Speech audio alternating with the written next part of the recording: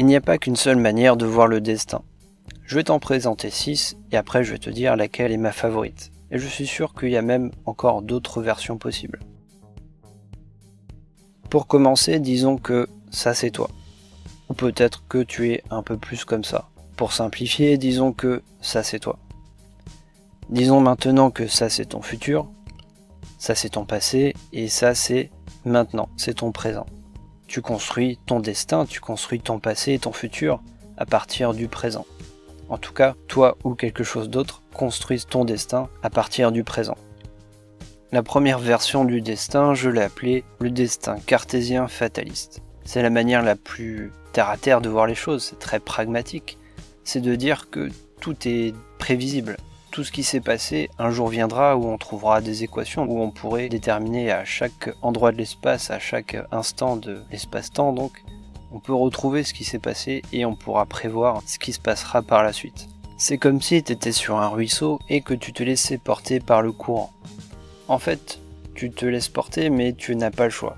T'as l'impression que c'est toi qui décides de tourner à gauche et à droite, mais c'est comme ça que le courant de la vie t'emporte. T'as l'impression que c'est toi qui décides de comment tu penses et comment tu agis, mais c'est juste logiquement comme ça que ça doit se produire. C'est une manière de voir les choses. C'est pas ma favorite, mais je la trouve intéressante. Passons à la deuxième, que j'ai appelée le destin cartésien libéré. Libéré parce que dans cette version, tu as des moments de libre arbitre. C'est-à-dire que tu as le choix de te comporter ou de penser d'une manière plutôt qu'une autre. Cette fois-ci, tu es sur ton ruisseau avec ton courant du moment qui te porte d'une certaine manière. C'est tout ton passé qui te fait tendre vers un certain type de comportement. Mais parfois, dans cette version, tu as des sortes d'embranchements qui s'offrent à toi. Tu as l'opportunité de faire différemment que ce que le courant du ruisseau principal pourrait te faire faire. Et tu as le choix de battre des pieds et des mains pour atteindre cette branche différente, qui a son courant d'eau différent. Parfois c'est des petites veines de rien du tout, ça va pas avoir un très grand impact dans ta vie, et parfois c'est des fleuves, parfois c'est le milieu, enfin, tu m'as compris. Ça peut être plus ou moins important, ça peut avoir plus ou moins d'impact dans ta vie. Tu l'auras compris, la différence entre ces deux versions, c'est que dans l'une tu as le libre arbitre, et dans l'autre tu ne l'as pas. Mais dans ces deux versions, ce qui n'est pas le libre arbitre, c'est dû aux lois physiques, c'est dû à la nature, aux lois immuables du fonctionnement du monde. Et on peut ajouter une dimension supplémentaire si on ajoute la notion de divin. Parfois, tu trébuches parce que c'est comme ça, c'est comme si une pierre tombait par terre. À un moment, tu as fait un certain mouvement qui n'a aucun sens, et tu as trébuché, il se trouve que voilà, tu es tombé par terre, mais tu t'es relevé, tu n'as pas été gratiné plus que ça, et demain tu n'y penseras même plus.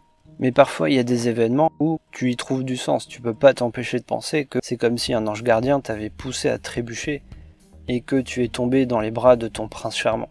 Ou alors t'as renversé ton café sur le t-shirt de ta future femme et c'est comme ça que vous avez fait connaissance. Si on considère ce nouveau paramètre divin, il y a 4 nouvelles manières de voir les choses.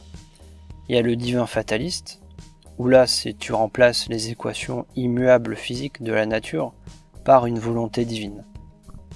Ensuite tu as la 4e version, c'est le divin libéré, où là c'est entrelacé entre 2 événements divins et des événements où c'est toi qui décides. Et t'en as encore 2 autres, celui que je vais appeler le cartésien divin fataliste, c'est-à-dire que là tu n'as pas de libre arbitre, mais les 2 types d'événements qui existent dans ta vie, ce sont des événements soit liés aux lois de la nature, ou alors des choses qui sont liées à la volonté divine. Et ensuite la 6e version, tu l'auras compris, c'est un combo des 3, c'est-à-dire que tu as le divin, tu as la nature et tu as ton libre arbitre. J'ai simplement fait varier en fait 2 paramètres, soit tu as du libre arbitre, soit tu n'as pas de libre arbitre. Et le 2e paramètre, c'est soit les événements sont liés à une volonté extérieure à toi, soit c'est simplement les lois de la nature.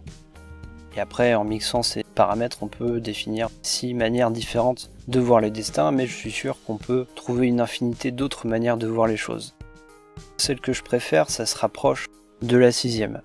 Premièrement, il y a des événements, c'est difficilement réfutable, qui sont liés à la physique. Si tu prends une pierre et que tu la lâches à 1 mètre du sol, la pierre va tomber d'une certaine manière, à une certaine vitesse. Et si tu montes sur une table à 1 mètre du sol et que tu sautes, tu vas tomber comme la pierre. C'est les lois physiques de la nature. C'est des règles auxquelles on ne peut pas échapper, c'est juste comme ça. c'est la matière qui agit de cette manière. D'un autre côté, moi je crois au libre arbitre. Je crois qu'à tout moment tu peux décider de faire une chose plutôt qu'une autre. À tout moment tu peux décider de utiliser ta conscience. Et ensuite je crois aussi qu'il y a des événements, en tout cas c'est ma conviction, les croyances c'est sacré, il n'y a aucune croyance qui est farfelue plutôt qu'une autre. Je crois qu'il y a des choses, des événements qui se passent qui ne sont pas dus au hasard, où il y a des volontés qui sont externes, ou en tout cas une partie de la nature qui a une certaine subjectivité, et qui met des choses, des espèces d'embranchements, là, comme si tu es sur un ruisseau, et qu'il y a des branches qui se présentent à toi, et tu as le choix de saisir cette opportunité ou pas. Il y a cette citation d'Arthur Schopenhauer qui dit que le destin bat les cartes, et nous jouons. Par exemple, tu n'as pas décidé de naître où tu es né, tu n'as pas décidé d'avoir ce corps, cet ADN, avec ses problèmes, avec ses points forts, ses faiblesses. Tu n'as pas décidé aussi d'avoir ce tempérament. Il paraît que le tempérament, on l'a à la naissance. Bon, supposons que c'est à la naissance, c'est le destin qui t'a donné ton tempérament, qu'il soit bon ou mauvais. Tout ça, t'as pas décidé de l'avoir, mais tu peux décider de ce que tu veux obtenir. Tu peux décider de comment tu vas utiliser tout ça. Il y a la citation d'Albert Einstein qui dit que nous aurons le destin que nous aurons mérité. Pour moi, le destin, c'est vraiment un mix entre ces trois ingrédients. Des choses qui sont immuables, qui sont dues simplement à la nature, aux lois physiques. Des choses qui sont dues à ton libre arbitre, où tu as le choix de penser et d'agir d'une manière plutôt qu'une autre. Et des choses qui sont dues à une sorte de volonté extérieure. En tout cas, des choses où tu trouves tellement de sens que c'est difficile de penser que c'est simplement le hasard qui a mis ça sur ta route. Ça peut être par exemple un livre qui s'est jeté sur toi, en tout cas tu t'es jeté sur ce livre, mais tu as eu l'impression que ce livre il a été mis là pour toi.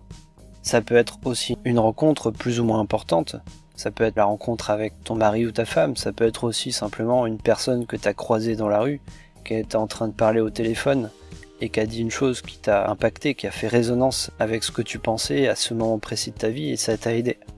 Voilà, c'est ce que j'avais envie de te partager à propos du destin. Encore une fois, il n'y a pas une version qui est plus farfelue qu'une autre. Personne ne peut dire laquelle est plus vraie qu'une autre. Personne ne peut dire quelle est la vérité. Les croyances, c'est sacré. Moi, je crois plutôt en la version numéro 6. Et toi, quelle est la version en laquelle tu te retrouves le plus ? Est-ce que c'est plutôt cartésien? Est-ce que c'est plutôt divin? Est-ce que tu crois au libre arbitre? Si tu en as envie, mets un petit commentaire. Et si tu as même une version qui est autre que ces 6 versions, si tu as une autre manière de voir les choses, mets aussi un commentaire, ça m'intéressera beaucoup. Si tu as aimé la vidéo, je t'invite à y mettre un pouce bleu pour augmenter sa visibilité et je t'invite à t'abonner à la chaîne pour que YouTube te prévienne des prochaines. Et je te dis à bientôt peut-être. Ciao.